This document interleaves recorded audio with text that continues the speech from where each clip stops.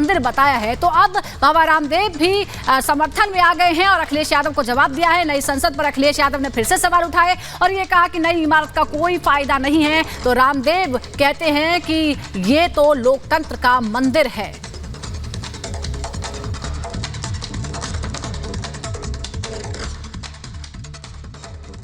संसद नई बनने से जरूरी है कि जो लोकतांत्रिक परंपराएं हैं उनको बढ़ाया जाए, निभाया जाए।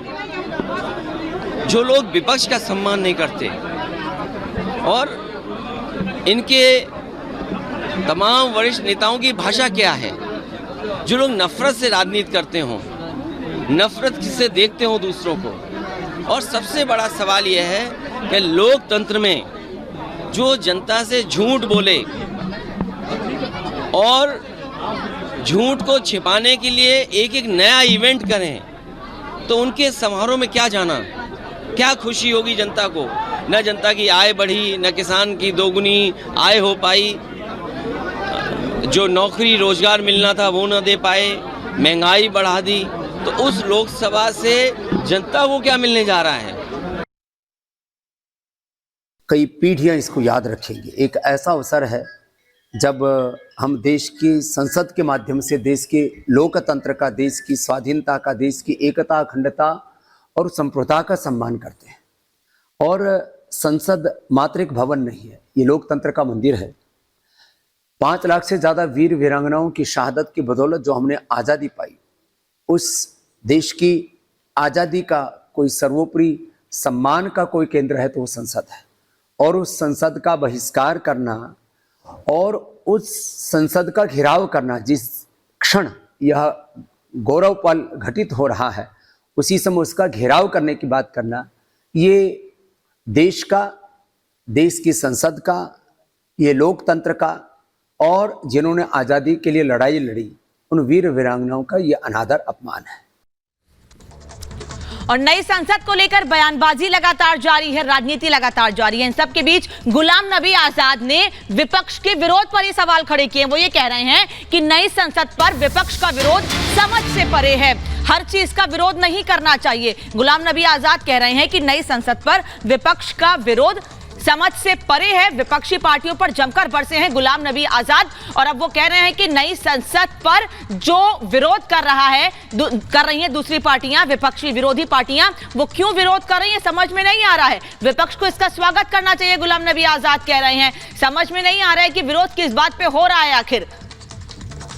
इस बीच एक और बड़ी खबर आपको बता दें, नीतीश कुमार ने भी नई संसद पर सवाल उठाए हैं। नई इमारत की जरूरत क्या है ये पूछा है कि इसकी जरूरत क्या थी। ये इतिहास बदलने की कोशिश है, ये आरोप लगा रहे नीतीश कुमार। संसद की पुरानी इमारत एक इतिहास है, पुरानी इमारत का विस्तार करना चाहिए था। तो नीतीश कुमार पहले ही बहिष्कार कर चुके हैं जेडीयू की तरफ से और अब फिर से सवाल उठा रहे हैं कि इसकी जरूरत क्या थी। अगर मैं दिल्ली होता तो मैं पार्लियामेंट अटेंड करता, लेकिन कल मेरा फंक्शन है एक अखनूर में, तो इसलिए नहीं जा पा रहा हूँ। वरना अगर मैं दिल्ली होता तो मैं अटेंड करता। बहुत अच्छी, आज से 35 साल 23 साल पहले हमने ये सपना देखा था जब मैं पार्लियामेंट्री अफेयर्स मिनिस्टर था। तब शिवराज पाटिल जी ने और मैंने चर्चा की थी, फिर मैंने और प्रधानमंत्री नरसिम्हा राव जी ने चर्चा की थी, बल्कि एक नक्शा भी बनाया था कैसा पार्लियामेंट होना चाहे।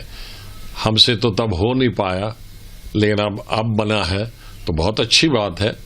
पार्लियामेंट की बिल्डिंग बनी और बड़ी विशाल बिल्डिंग बनी है, तो इस विशाल बिल्डिंग में स्वागत है, क्योंकि बनना तो था ही, ये ज़रूरी था, क्योंकि 1926 के बाद पार्लियामेंट मेंबर्स की संख्या बहुत बढ़नी है, तकरीबन दुगनी होने वाली है, क्योंकि आबादी 75 साल में 5 गुना बढ़ गई है। तो कम से कम पार्लियामेंट भी तो दुगना होना चाहिए। तो उसके लिए हमारे जो प्रेजेंट आज का पार्लियामेंट है उसमें जगह नहीं थी। अलग बिल्डिंग बनाने की कोई जरूरत था।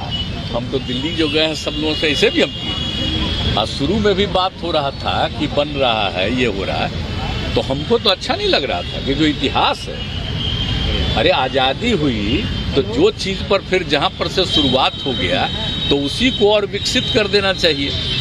अलग से नया बनाने का कोई मतलब नहीं। क्या पुराना इतिहास से बदल दीजिएगा?